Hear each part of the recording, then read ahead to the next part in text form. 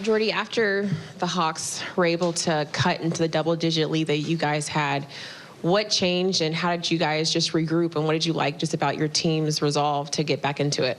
Yeah, I mean, you just said it, like regrouping and focusing and talking to each other about what are the things that need to be done to just go one possession at a time. I think that a lot of times you get caught with like being down 10 and you want to make that home run play, and it goes down to, do the right things. Good players are going to make tough shots. Obviously, Trae Young is an amazing player, and he can do that. But we just went one possession at a time, and I thought that on both ends of the floor we competed at a high level. When you look at just your group, so many guys had to step up and just found ways to make an impact collectively. What did you like about a lot of your players just coming in, like Keon and Trendon and Cam Johnson, just finding ways?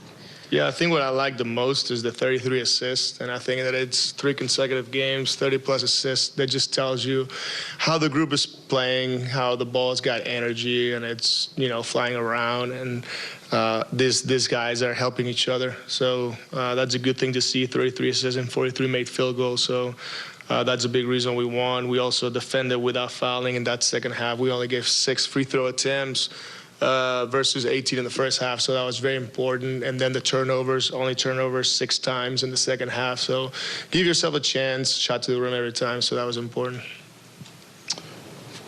Specifically with, Cam Johnson, for him to show not only the ability to score, as he did at needed points in the fourth quarter, but also to facilitate throughout the course of the entire game, to use his gravity and get guys open. Just what did you see from him just in terms of making plays not only for himself, but for other guys?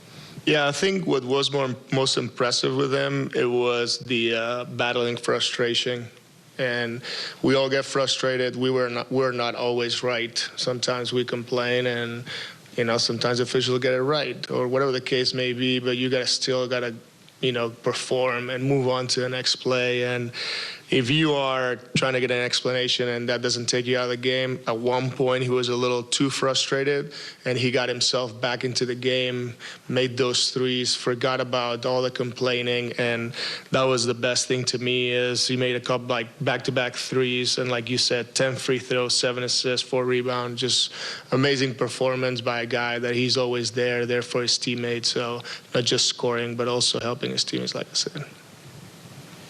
You brought it up before, but Tyrese came in to be filling in for D'Lo. What did you make of his performance as you move forward, assuming that D'Lo might miss more games while y'all managing the ankle?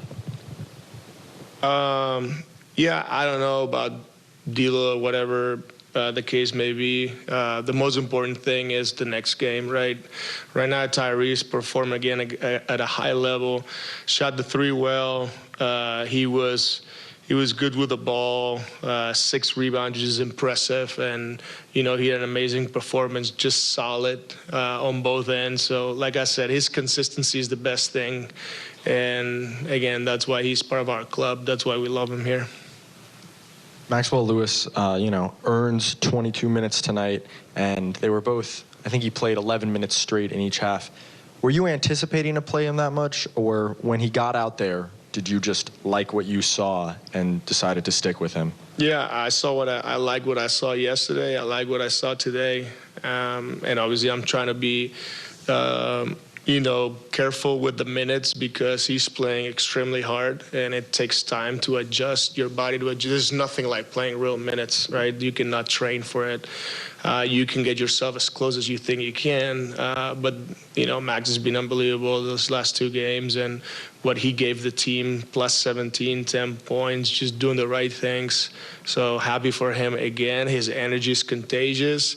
And you can tell his teammates on the bench every time he does something positive, they celebrate, and that's the most important thing. You see that chemistry and the group connected, and that's what I really like to see.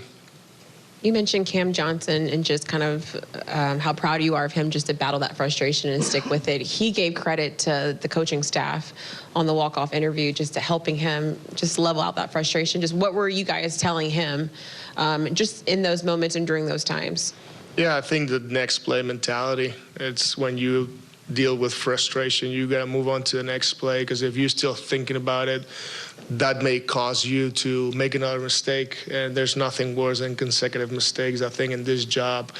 And, you know, like you said, the coaches are great. They're trying to talk to these guys and help them. And that's good. At the end of the day, he's the one that he's on the court and he did it. And I give him all the credit for, you know, getting himself back into the game and performing and helping this team win.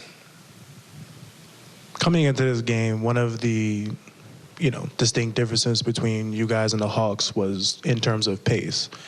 And when you see the Hawks, you know, get 30 fast break points, you guys only get 10, but you're able to come out on top. How does that make you feel with you guys being able to win in a high-scoring game like this one?